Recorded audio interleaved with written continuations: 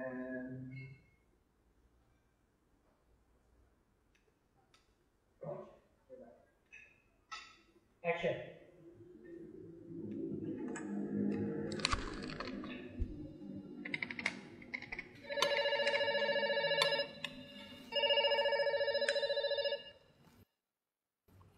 Iya.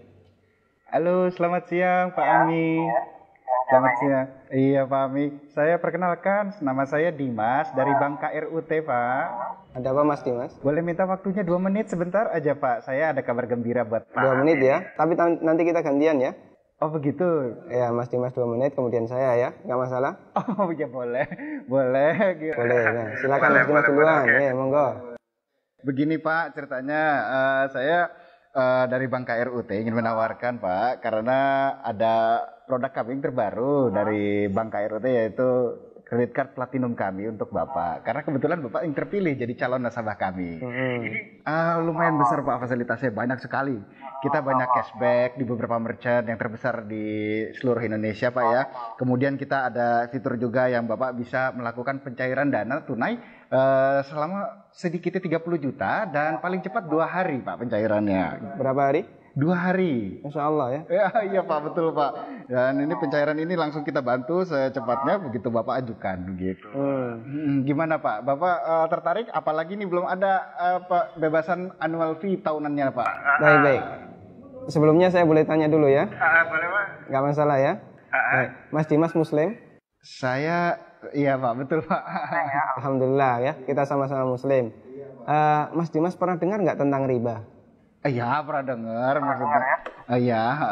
Pernah kebayang bahaya riba nggak? Bahaya riba? Iya tahu Pak. Mungkin pernah dengar hadisnya atau ayat Qur'annya. Pak. Tapi Pak, Abi bagaimana? Masih tertarik Pak dengan kartu kredit platinum kami Pak? Nanti kita lanjutkan. Saya boleh cerita dulu? Ya, boleh. Ya. Jadi gini Mas Dimas.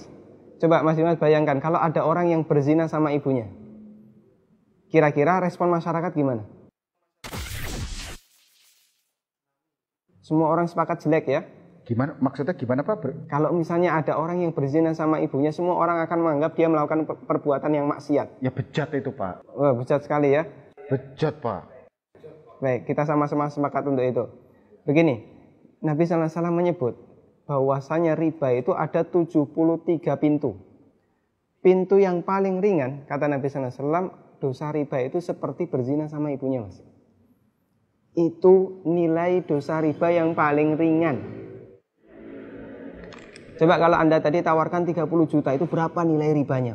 Ya, tapi kan... Saya lanjutkan boleh? Ya, kita lanjutkan dulu ya.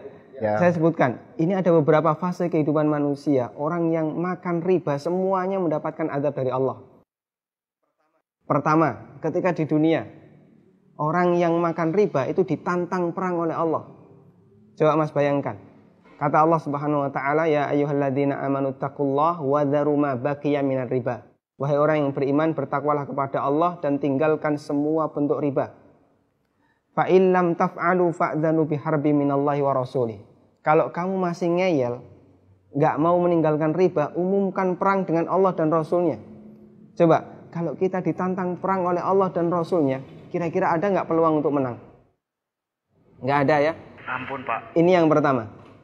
Yang kedua, orang yang mati dalam kondisi membawa dosa riba, makan riba, nanti dia akan dihukum di kuburan dalam bentuk berenang di sungai darah.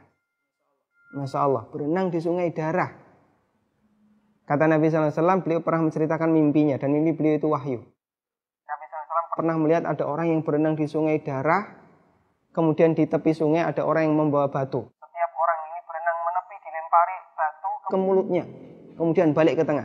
Ini yang kedua.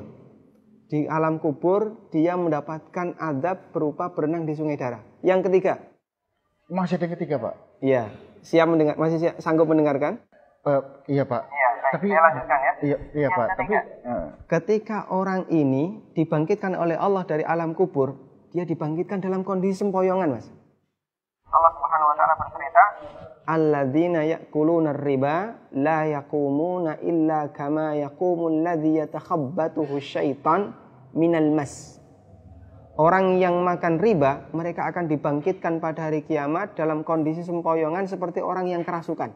Iya, Pak. Artinya yang lain berjalan normal, dia sendiri sempoyongan. Menyakitkan. Kemudian yang keempat, tadi sebelum hisab ya, ketika dia dibangkitkan sebelum hisab, dia sudah disiksa. Yang keempat, setelah dihisab. Orang yang makan riba itu kan makan harta haram ya.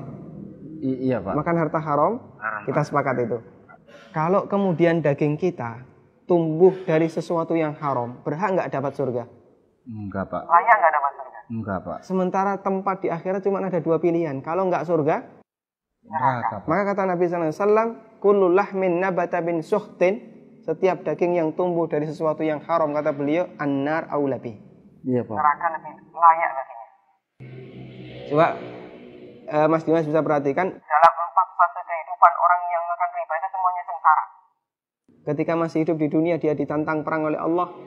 Ketika mati, dia berenang di sungai darah. Iya, Pak. Ketika dibangkitkan dalam kondisi sempoyongan, setelah hisab, dia ditempatkan di neraka. Iya, Pak. Masya Allah. Masih ada tawaran yang lain? Ampun, Pak. Masih dilanjutkan? Ampun, Pak. Mas Dimas bisa renungkan Iya, Pak. beberapa poin yang tadi saya sampaikan. Iya, Pak. Nanti kalau misalnya ada sesuatu yang belum jelas, tidak masalah, hubungi saya lagi. Iya, Pak.